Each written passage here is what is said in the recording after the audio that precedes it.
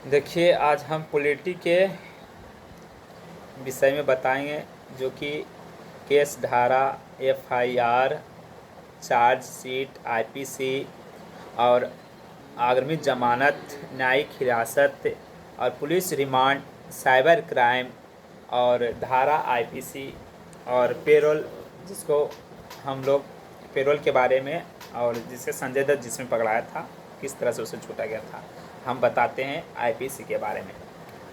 और पहले नंबर तो चलेंगे एफआईआर से, जो कि हम बता रहे हैं कि एफआईआर जब होता है, जब किसी पर प्राथमिकता दर्ज की जाती है, यानी पुलिस उस सूचना को पूरा इकट्ठा साबुत लेता है, उसमें प्राथमिकता दर्ज करता है, प्राथमिक दर्ज। उसके बाद जब प्राथमिक दर्ज करेगा तो केस डायरी चलाता है। जब एफआईआर पुलिस घटना होता है तो उसे पूरा केस डायरी चला देता है, और उसके बाद उसका बड़ा साबुत लेकर केस आगे बढ़ा देता है। उसके बाद चार्जशीट में क्या होता है, आईपीसी धारा लिखता है, जो कि किस तरह से क्या किया है, जैसे किससे लड़ाई हुआ, लापरवाही से हत्या हुआ, क्या हुआ, उसके बारे में उस वहाँ लिख दिया जाता है।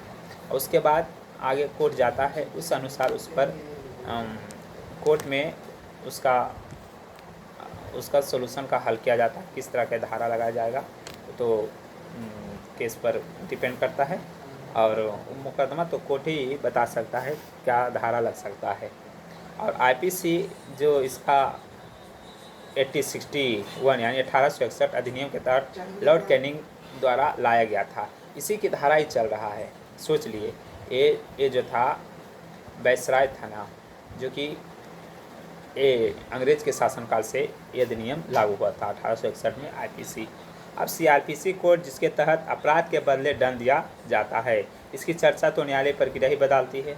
लेकिन धारा 166 में अगर एफआईआर लिखने पर इसका प्रयोग पुलिस के विरुद्ध अगर नहीं होगा तो पुलिस एफआईआर नहीं लिखती है, तो दूसरी स्टेशन में अगर पुलिस एफआईआर लिखाता है तो उससे 0 एफआईआर कहते हैं। समझ गए। अगर सीधे डायरेक्ट कोर्ट में भी जाकर हम एफआईआर लिखाया जा सकता है, जैसे कि पुलिस में घटना नहीं लिखता है, हम जाके केस डायरी, वो तो अपना आगे पैसा लेने के चक्कर में कुछ भी कर सकता है, लेकिन उससे पहले हम कोर्ट में जाकर हम भी एफआईआर करा सकते हैं। जब जमानत के टाइम आवे बेल होते हैं, तो अगर गिरफ्तारी व्यक्ति यानी जो गिरफ्तार व्यक्ति हैं, कोर्ट में तिराही के अपील करता है, ताकि वकील के माध्यम से, जो भी वकील होता है उसके माध्यम से केस लड़ा जाता है। किसी भी द्वारा, कोई भी दारू हुआ, ये हुआ, किसी द्वारा, तो हम तो केस लड़वे करेंगे। जो अगर जिसका जो आदमी रहेगा वो तो अपना लड़ाई करेगा। तो जब कोर्ट में तिराही केस लड़ा जाता है, जमानत लेने के लिए दो गवाह ग्रांडर के रूप में कुछ धनराशि सिक्योरिटी के रूप में जमा की जाती है, जो वकील लेता है, इसके लिए लड़ता है, और उससे जमानत को क्या करता है, जमानत को हटाने के लिए पैसा तो लेगा वकील, क्योंकि वो तो ऐसे नहीं रहेगा। उसके बाद हम जमानत अपराध को जमानत कोर्ट द्वारा स्वीकार नहीं किया जाता है। आगामी जमानत क्या होता है, गिरफ्तारी के पहले लिया गया जमानत आगामी जमानत कहलाता है, जो कि अब न्यायिक हिरासत के बारे में, जमानत खारिज होने पर जज व्यक्ति को जेल भेज देते हैं, किंतु हिरासत में पुलिस पूछताछ नहीं कर सकती है। अगर न्यायिक हिरासत में अगर किसी को ले जाएगा तो पुलिस उसमें भी कोई पूछताछ नहीं करेगा। अगर पुलिस रिमांड, जेल में अगर व्यक्ति है, पुलिस रिमांड अगर ले गया तो जेल में अगर बंद व्यक्ति से पूछताछ के लिए कोर्ट की अनुमति लेगा, तभी वो रिमांड के लिए पुलिस जा सकता है, ठीक है। और 14 दिन के लिए पुलिस को सौंप देते हैं, जिसमें पुलिस रिमांड लेता है। और साइबर क्राइम जो होता है, साइबर क्राइम धारा, जिसमें 66, 67, 67A के तहत और 67B के तहत हम उसको, कोई भी किसी फ़ोटो या वीडियो दुरुपयोग करता है तो इन धाराओं का विरुद्ध ऊपर कार्रवाई की जाती है। साइबर क्राइम में 66, 67, 60A और 60 भी, किसी को अगर फ़ोटो बिना फालतू उपयोग कर दुरुपयोग कर देंगे, किसी को अगर फ्रेंड है, हम उसका फ़ोटो लिए और उसके बाद हम वायरल कर देंगे, तो हमारे बारे में वो जान गया साइबर क्राइम के द्वारा, तो हमें वो धारा लगा सकता है 67 के बीच 66, इस तरह से धारा लगता है, जो कि तो पुलिस रिमांड तो कोर्ट पर डिपेंड करता है। उसके बाद धारा 144 में पते होगा, जैसे कि लॉकडाउन में हम लोग भीड़ भाड़ जमा करते थे तो धारा हमको 144 लगता था। इस तरह सामूहिक इकट्ठा नहीं होना चाहिए था।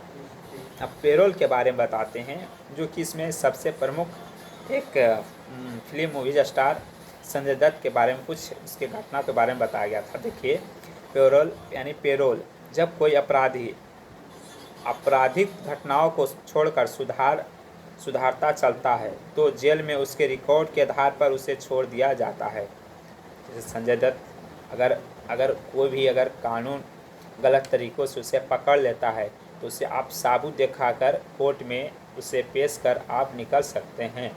इसीलिए इसे हम पेरोल कर सकते हैं, जो कि हम जेल के अंदर भी अपना साबुत हटा देते हैं, जिसमें से संजय दत्त किया था। अब कुछ हम बताते हैं आईपीसी धारा के बारे में, जिसमें हम सबसे पहले 34 सामूहिक अपराध बताते हैं।